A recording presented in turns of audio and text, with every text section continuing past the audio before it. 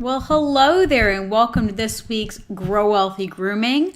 I am your host, River Lee. I'm the founder of the Savvy Groomer, where I teach pet professionals how to use their passions to make some profit. I want to say hello to Peter. He's already here with me on the YouTube chat. If you would like to watch this live with me and interact with me, please feel free to go to youtube.com/savvygroomer and subscribe, and you will go ahead right into the chat box with me. If you're watching this in any of my free groups or my paid groups, welcome as well. It's always nice to see all of you.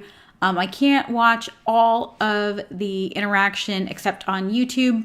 It's just the way it is, guys. So let's go ahead and hop into today's topic. Now, today will probably be a fairly short, I'm going to try, video. I'd like to keep this under 30 minutes today. That way we can kind of rock and roll. But I would love it if you guys are on YouTube and you want to interact. I love the interaction. It's so much fun to talk with you guys and hear your thoughts while I'm going through all of this. So today we're going to be talking about the poor client guilt trip. Now, this was not what I had planned for today, but I had a coaching call today with a client who had my coaching client had a grooming client who has just been insufferable. They have been guilt tripping them so badly to the point where they are paying $60 less for the dog than they should be. They're increasing their price up to $100, and right now they're $85 and they're going up to $100. And the client has been able to guilt trip them out of not one, but two price increases. Now, I don't know about you, but this is a pretty common problem. So I don't want to, blame the coaching client because it's not their fault. They're just trying to do the right thing. Nobody wants to cause undue stress on anybody. Nobody wants to be the bad guy.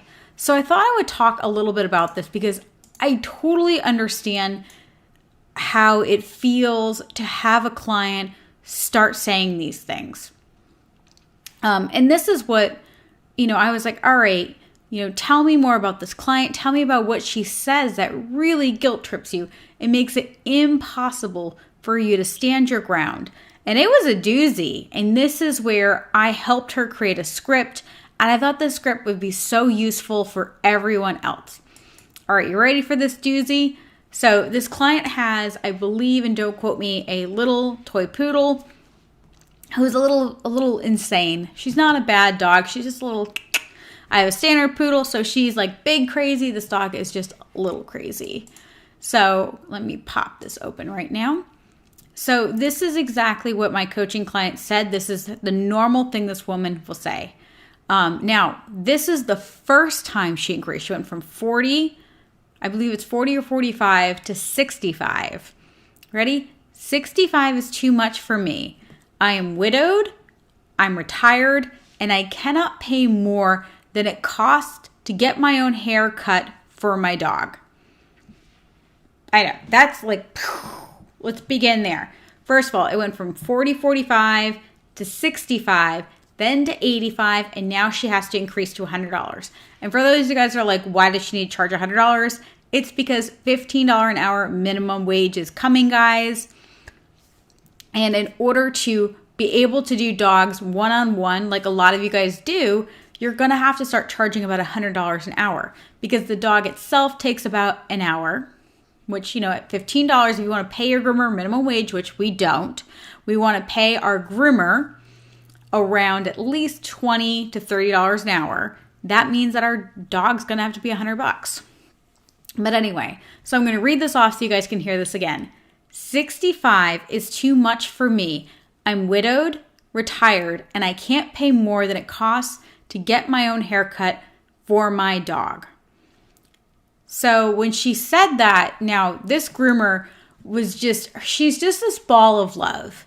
And it's so funny because I remember being this person.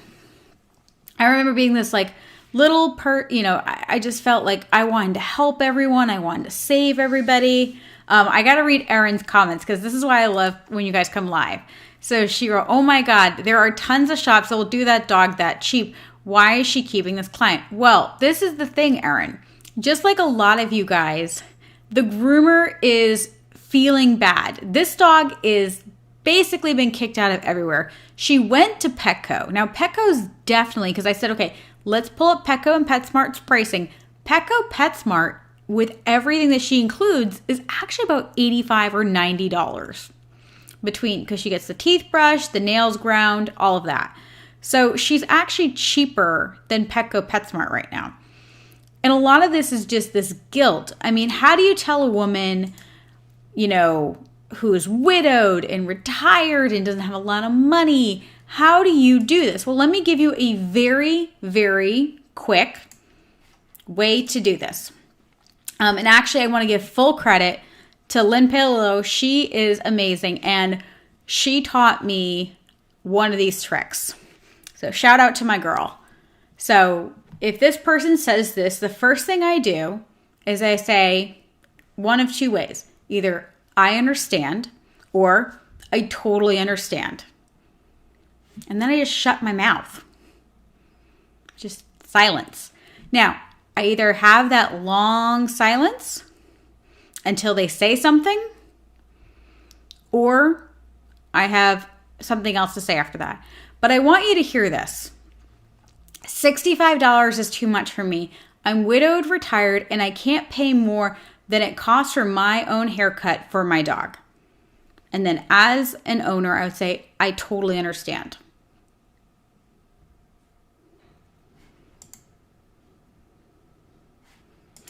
And that, what is she going to say?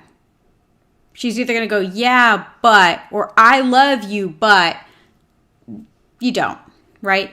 So, and this is what I told her to follow up with, and she's going to practice this. I will really miss you and Sasha. Let me know if you need a list I made of other groomers. They're not a recommendation, just groomers I know locally. Now, I personally love having a list of local groomers. They are not recommendations. And in fact, you know, in full disclosure, a little sneaky, they're actually people that are either more expensive than me, or they're people that are not necessarily the people I would send to. I don't send them to my direct competition. And I love the comments on YouTube. So Jared is saying, was it the dog that got fired from all those other salons, or was it the owner? That's always a good question, right? We don't know if it's the owner or the dog, but either way, this groomer feels responsible for this dog. Erin is saying she can put off her haircut for a month or two to pay towards the dog. Well, here's the thing, guys.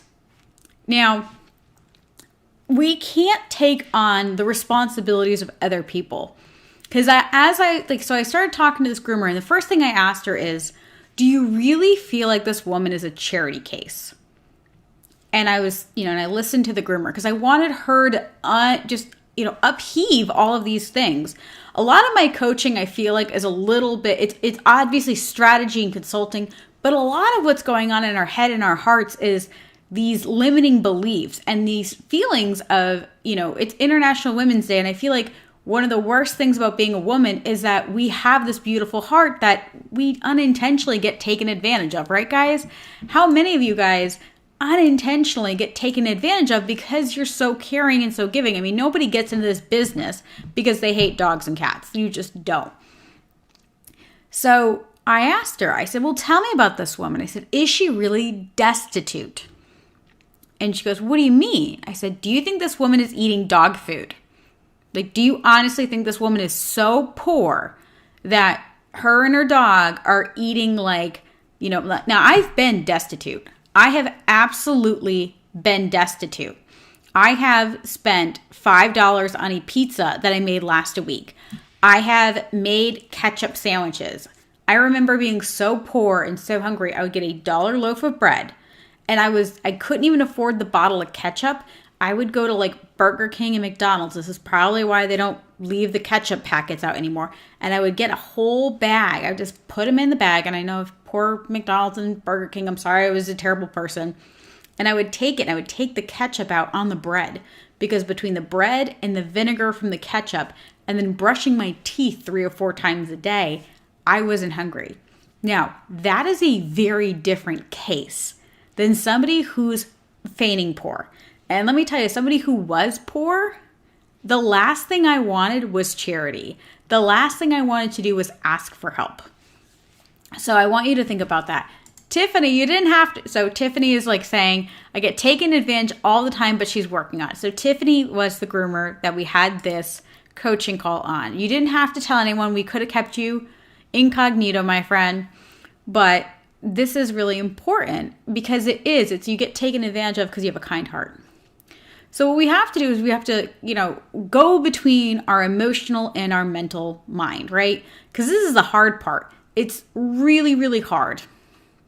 Because the first thing is, tell me more about this woman. And I'm like, okay, what kind of car is she driving? Please tell me what kind of car is she driving. And again, I'm not saying there's plenty of people that drive a $15,000 Mercedes, and then people that drive, I have a $42,000 Chevy that I'm leasing. I didn't pay that much, but my car is actually nicer than 90% of the BMWs that people have out there. June is saying, these are great points. Thank you so much. And if you guys have more points, always feel free to hop on YouTube. I love the interaction when I'm live. I really do. And I'm not saying that for hype. It's just so nice because it keeps my energy up. I'm getting kind of tired of just talking to a screen, guys. I miss people. Shelly's saying, I had a client like that. I saw them out playing golf. Exactly. And I want to say first and foremost, we don't know people's financial situations. I remember a great story Rachel Cruz, who's Dave Ramsey's daughter, told where she'd seen a teacher wearing Lululemons, and she had been saying that they were having money trouble, and it was basically somebody had given her the clothes. We don't know. The Louis Vuitton bag they have could be a knockoff. That said, I said to the groomer, I said, okay, tell me more about this woman. She's getting her hair done. She has a nice Lexus. So we know she's not destitute. Now, I remember when my son started private school, it's very important to me that my son had the very best opportunity, very best education. I mean, I was pregnant, in my car, homeless. I wanted to make sure my son had the best opportunity. So I remember selling my $10,000 minivan to pay for his first year of private school, which was $8,000. And then I took that last $2,000 and I bought the crappiest Camry. So this is what people that are, I don't want to say poor, because poor is really a state of mind, but people that are broke, these are things that we do to get ourselves out of funny situations. I didn't ask for charity from the school because I didn't think it would be fair, right? Because that's a luxury. My son going to private school is a luxury. I'm going to get so much flack for this, and please don't send me hate mail. Or if you do send me hate mail, please put smiley faces in them so I can cry and be like, at least they meant it in the least mean way. But no one gets accidentally pregnant with a Shih Tzu. You were not, as somebody who got pregnant on the pill with my son, I know TMI, but you know what, for me, it's something where you went out, you purchased that dog. The only people I ever feel bad for is if the mother had 3 toy poodles and then it got, down to the daughter, and the daughter's got 5 kids and didn't know what she was getting into. That person I feel bad for. But 9 times out of 10, you went out, you purchased a dog that needs grooming. So that's where I want you to think about that. I'm going to catch up on some quick comments. Tiffany's saying, I let someone write me a post-dated check for a few weeks out, and then she went and bought $100 worth of raffle tickets. And Shelly's letting us know that it's $500. Yeah, golf is very expensive, guys. So there's lots of ways that people, and it's all, we now carry $100. This stupid thing, mine's cheaper, but when I had Verizon, it was $100 a month, and this was $1,000. I am not buying a new one. I am not buying another one. It is having issues. I'm I don't care. Until that sucker dies, I'm done. But anyway, so let's go back to this woman's. So I had asked Tiffany point blank, and thank you, Tiffany. You're very brave for being willing to say who you are, because I don't want to shame anyone. I always give anyone anonymity unless if they're willing to step up. And I think it's really, brave of her to do that, because it's hard to be vulnerable, right? I mean, I try to be vulnerable as often as I can because I want to encourage that in you guys. And that's how we grow. But this woman's like, I'm widowed. And I said to Tiffany, said, were you the one who killed her husband? And she's like, no. And it was so funny because she was like, no. And I was like, well, of course not. I hope not. If you did, don't tell me, because I'm a bad liar. I'm a bad liar. Don't tell me things like that. So anyway, and she goes, no. I said, okay. I said, so you didn't kill her husband. I said, did you force her into retirement? And she went, no. I said, okay. So neither of these are her fault. The groomer did not make those decisions. And I'm not saying she chose to have her husband pass. But, I hate to say it, but those things are going to happen. And that's why I teach in Personal Finance on a Leash, about having that nest egg.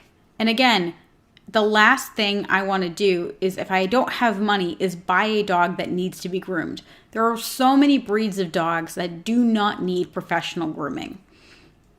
And I said, did you set the cost of how much her haircut costs? And of course she didn't. I'm going to read some more of these fantastic comments. And then I have a way that I flipped it so that way she could understand better. Erin is saying her client is a person that doesn't value Tiffany's services. She does not see the value in her groomer and the service she provides. Absolutely. 200%. Erin is 200%. By the way, Erin is very, very smart. If you guys don't follow Erin Martin, you need to. She's absolutely amazing. She's a very brilliant businesswoman. She wrote, when I became a single mom, I stopped feeling guilty for charging appropriate prices in order for me to live, to pay my bills, to put food on my son's table. Absolutely. It's so funny because you guys see my greedy bitch things. It's amazing to me how people will tell me I'm greedy. And I'm like, listen, I went from living in my car to buying a house in 5 years. And my son is 100% the reason I did that. He deserves his mother home. He deserves all of these things. All of these things. And that's it. I mean, they deserve that. June is saying it's about perceived value. If they don't value it, it's not our job to convince them. Absolutely. Well, I think this is where I want to give you guys the tools. For those of you guys that are not yet where June is or where Erin is, where Tiffany's becoming, I want you guys to hear these different tactics. And these are your aha moments. And, thank you so much for Tiffany for stepping up and being vulnerable, because we're all learning. We're all learning new things every day. And Erin's blushing. Girl, you deserve it. She's got an amazing subscription box, by the way, guys. Like, if you don't follow Erin Martin, you need to. Erin, if you want to, send me a link that they can follow you, whether that's your Instagram or Facebook, whatever is the best way for them to follow you. So going back, so this is where, for those of you guys that understand perceived value, make sure you tell everybody else in the group. Make sure you're preaching it. But those of you guys that are like, I don't know how to get out of that, I want you to think about this. Imagine instead, I walk into my hairdresser. Now, as some of you guys know, I've decided to completely kill my hair by going blonde.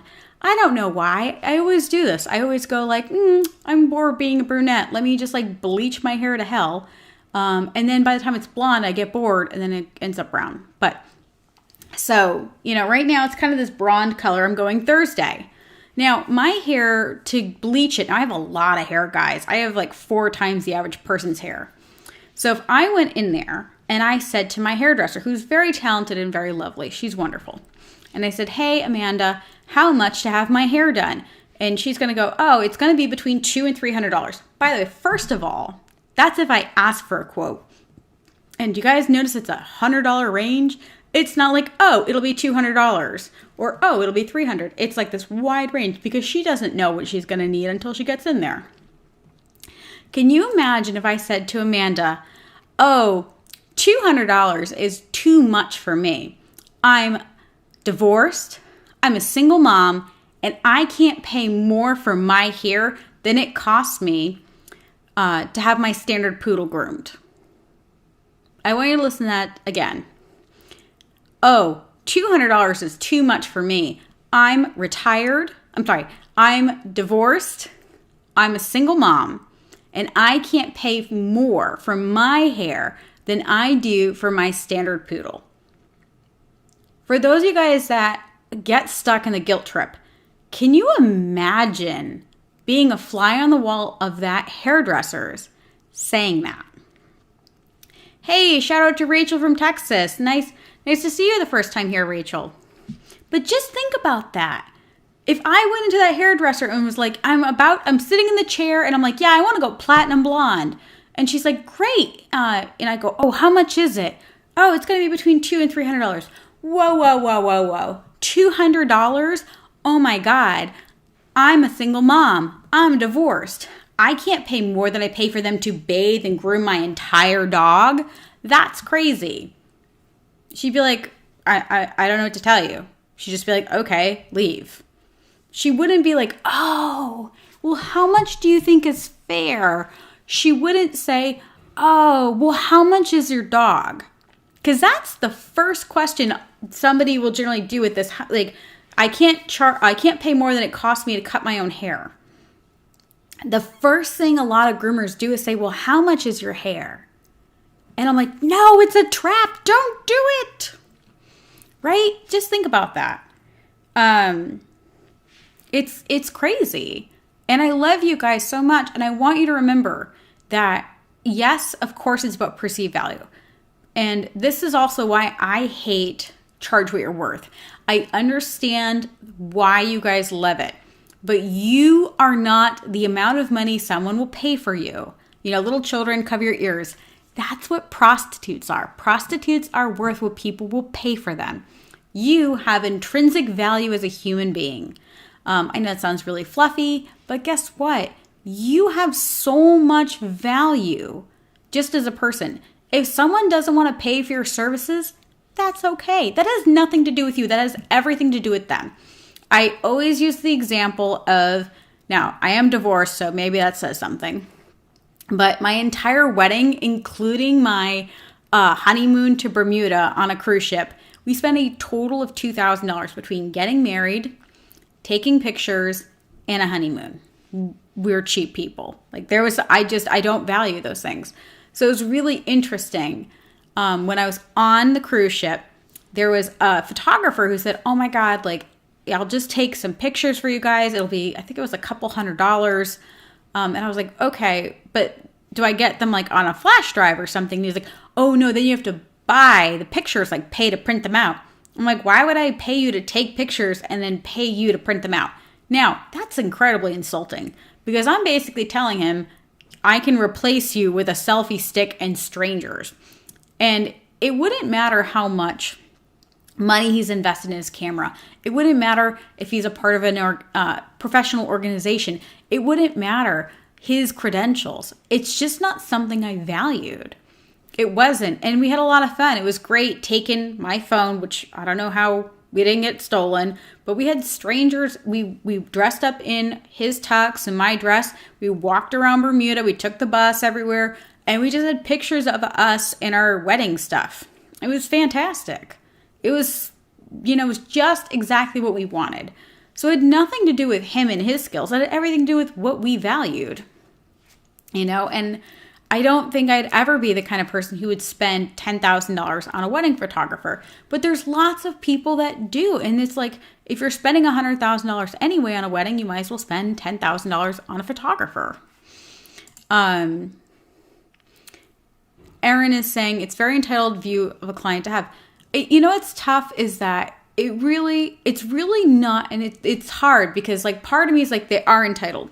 The other part of me is like it's really not up to me to judge them because there are certain things that I just cannot stand. Like cars. I cannot, like I really want my next car for completely vanity reasons. I want a Mercedes SUV. That's what I want. But what I'll probably end up doing is buying a $15,000 one cash because I don't think a car should be, I don't want to pay $50,000 for a car or $60,000 or $70,000. I just don't. I don't value a car that much. But there's somebody out there who that's their main value point. I mean, I've met so many guys that like their car is so important to who they are intrinsically. And so for me, I'm like, my car was 42, but I leased it and I only paid 15. I wouldn't have paid $42,000 for my car. I don't think that's a reasonable amount of money to spend on a car. So that's the thing is like, and it's very entitled to me to think that when I'm going car shopping, I'm going to lowball everybody. I'm going to bring cash and I'm going to lowball the crap out of them. They're going to say my car's 20 grand. I'm going to be like, I'll give you 10,000 cash. And they're going to be like, why? You're so cheap. And I'll be like, yes, I am. Do you want it? And they'll be like 15. I'll be like, sold. It'll be great. But am I entitled? Kind of. Am I a jerk? A little, because they wanted 20 and I offered them half. But this is the thing is that there's always going to be those people. I'm not a Mercedes dealership's ideal client. I'm really not, because I'm not going to walk in there and be like, Daddy said I can have the blue one, but I really want the red. I'm not that client. That's their ideal client. It just is. And I value my animals. I spend a lot of money feeding them raw diet. So it's all about that. It's all about finding those people. And that's why, both for Grow Wealthy Grooming, for our Savvy Groomer business membership, we're talking about attracting our soulmate client. And then I also want to give a quick shout out to, let me get this open, Massachusetts Association of Pet Professionals, which is MAP. This coming weekend, I'm actually going to be teaching Getting Clients on Purpose. It's going to be a great class. If you guys are interested, I will be posting in my groups the link so you guys can join this and sign up. It's going to be for a great cause. If you were debating between buying my class in my membership or supporting Massachusetts Pet Professional Association, please do Massachusetts Association of Pet Professionals. I'm so sorry. Being dyslexic doesn't help. So I have to read things. It's terrible. But if you were debating between using my course or doing them, do my course in this class. There's going to be a ton of amazing speakers. It's going to be a great time. Awesome. So I want you guys to consider that. And I have a few other things I want to talk about really quick. And again, send me your hate mail, but send them with cute doggy emojis or kitty emojis. And this is for the people that need to hear it, guys. This is for the people that need to hear it. I know you think your clients are your friends or your family, but I want you to think about how much money it would cost you that you would lose a friend. So I always ask a coaching client when they say my clients are like family, and I say, yes, they're like family, but they are not family. So Tiffany, I asked her, I said, how much money would I have to give you for you to leave your husband? And she was like, what? And I love her expression. She's like, what? And I'm like, exactly. There would be no amount of money. Most days. Excuse you. Sit back down. Boop. Nope, he's decided he's going to be free. And how much money would someone have to give me for me to give up my son? There's no amount of money. How much money would you need to give me to give up my grandparents and never see them again? There's no amount of money, right? That's the whole point of family. And think about your friendships. Would you leave your friend over $5? No. How about $20? No. If it cost me $100 to see my friend every single month, $200, $300, I'd figure it out, right? And that's where sometimes, guys, you think you have this relationship. Now, often we do have a very tight, close relationship, but be careful. It's really emotionally damaging to feel like somebody cares deeply for you personally, not professionally, but personally. And then when you increase your price, they abandon you. You're kind of setting yourself up to be abandoned and rejected, and that's horrible. I remember this happening when I sold my first shop. And I really thought, now there were definitely customers that literally followed me. Like they figured out where I lived and they knocked at my door. There were definitely people like that. But I guess on some level, I thought that they would need me more than they did. I thought that they would be devastated that I was leaving their lives. And it was so hard emotionally when I sold my business and I realized I needed them more than they needed me, because I had built, they met my emotional needs. They made me feel important. They made me feel smart. They made me feel wonderful. Oh, did you get your hair done? Yeah, I just got my hair done. Or, hey, what would we do without you? And you're like, oh, they just filled up, I don't want to say my ego, but they just made me feel so good. They made me feel so good. And then when I didn't have it, I didn't know what to do. And you guys know what I did. I started another business. Oops. It just, it took me another 4 years to go through that spiritual journey. It's all good. But yeah, guys, I want you to think about that. And I also want you to think about, if you are like, nope, these people are totally my friends and my family, I also want you to ask yourself, would you groom this dog for free? Now, there are definitely instances when I have said absolutely. Not so much like I would groom the dog free forever, but I've had customers that had just lost their husband and they are a charity case. They are a charity case. And I said to them, you know what, until, I remember Bello was a Brussels Griffin. He was gross, but he was really sweet. He was just always disgusting. And when Mario passed away, her husband, I can't remember her name. Because Mario always brought in Bello. And when I saw the wife, I was just like, I don't know what's going on. And she let me know Mario had passed away. And it was so sad. And long story short, I'm getting goosebumps because I remember this. I just said, because she was like, yeah, I'm going to get him groomed today. And then we're going to skip a couple times because they had the funeral and he didn't have a will and she didn't know where all the money was. And they'd been together for like 60 years. And it was just so awful. And I told her, I said, listen, this is all on me. I said, I will groom him once a month because that was the schedule for the next 6 months. I said, and it's on me. Now that is charity. And believe it or not, she actually gave me all the money back when she found it. But that's charity. Charity should not be confused with guilt.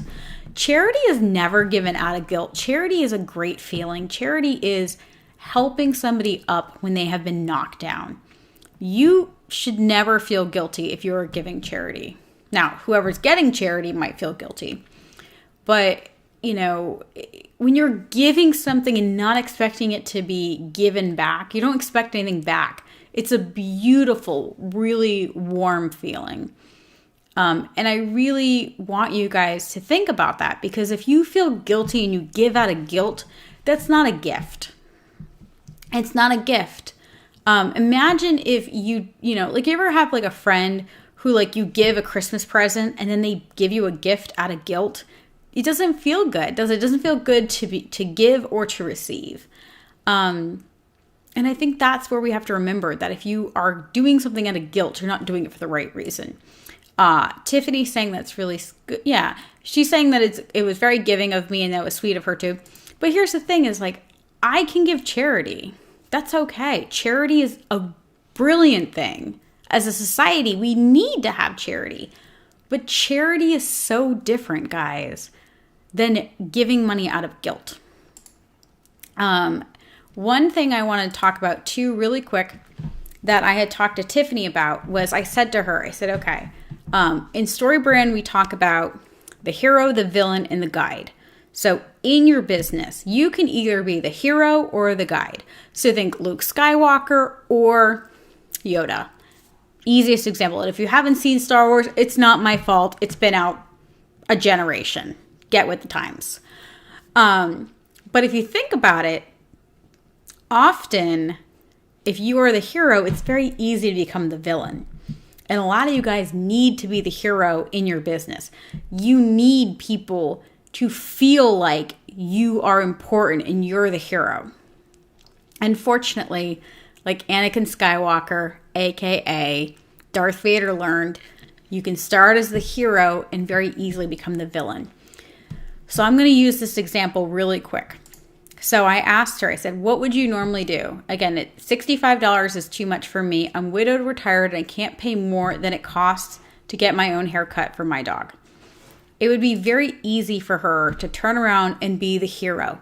No problem. I will save you. Burr, burr, burr. No worries. Let me take care of it. Right? That would be the hero. Or the villain.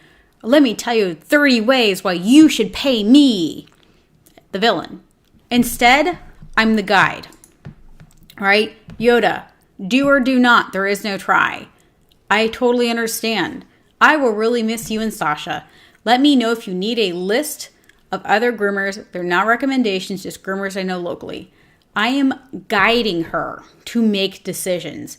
In our business, we should be guiding them. We should say, hey, I would do this. But if you don't, that's cool. I'll tell you what else we can do.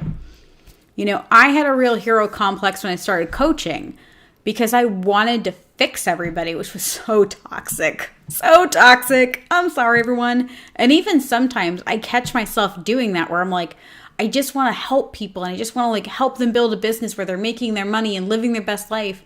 But when I'm a hero, I can easily become a villain and upset my friends or upset the people that I'm helping. So by being the guide, I'm impartial. I'm supportive. I'm allowing them to make the best decision for them. And that's all I can do because ultimately I have to be the hero of my own family, of my own life. And professional and personal have to be separate. You know, I can't be the hero to my clients. I need to be the hero to my son. I need to be the hero to my future spouse. I need to be the hero for me. And sometimes I'm the villain for myself too, like when I order way too much food or drink too much Red Bull or have too much coffee or, you know, eat an entire cake. It is what it is, my friends. So I want you to consider when you're replying to someone, am I being their hero? Am I being the villain? Or am I guiding them?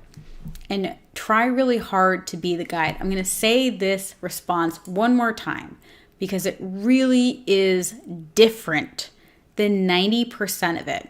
Because I'm setting a boundary. I'm being empathetic, right? I'm being empathetic. I'm going to miss them, right? I understand. I'm empathizing with them. I'm not apologizing. I'm empathizing. I will really miss you and Sasha, which is the truth. She will miss, you know, this woman and Sasha. Even though she's talking a little smack and being a little spicy, it's sad when a client leaves. Like, we love them all. That's not true. We love most of them. The ones we don't love, we really don't care. And she wouldn't need to be coached on how to say goodbye to a jerk, right?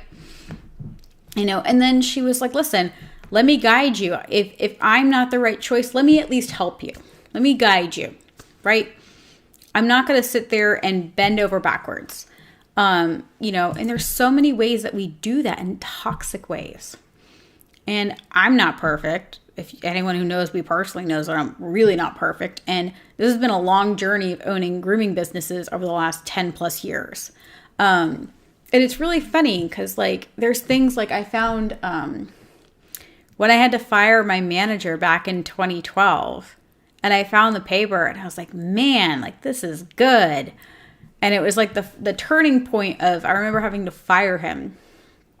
And this is relevant because I felt so bad because he had left a job to come work for me. And then I felt bad. I'm like, who's going to be the one to pay his bills? Like if I fire him, how is he going to be able to take care of his daughter?